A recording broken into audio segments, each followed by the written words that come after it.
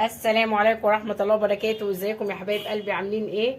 النهارده لقيت عندي كده حبة فول، فقلت هدمسهم معاكم. بس عايزة اجرب الحلة الضغط دي، قلت اجرب فيها ونشوف هيطلع ان شاء الله. نجربه ويطلع فيها حلو وهعمله فيها بعد كده على طول. معانا طبعا جزرتين مبشورين، انا مش هحطهم كلهم. طماطمتين، معانا بصل، معانا حبة عدس، ومعلقتين كبار توم.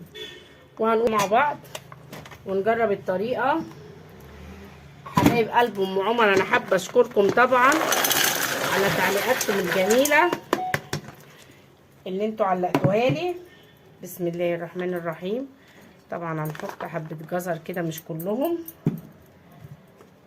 العدس طبعا كله، حاجه بقى بيتي كده ونضيفه ومضمونه للفطار الصبح. بسم الله، اللهم صل على النبي.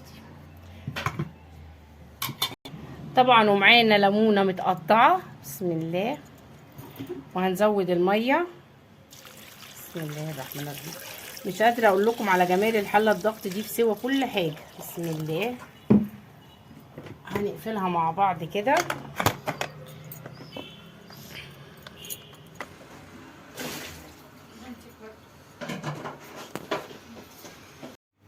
وبكده ده شكله في النهائي خالص بعد ما خلصته يا حبايب قلبي. اخد ساعة في الحلة على البوتاجاز، وطبعا انا كنت نقعاه ساعتين. وما تنسونيش بقى في اللايك وفي الشير. وشكله تحفة وريحته روعة، والف هنا وشفا يا رب الكل اللي ياكل منه. وما تنسونيش بقى في اللايك وفي الشير يا حبايب قلبي، وباي باي.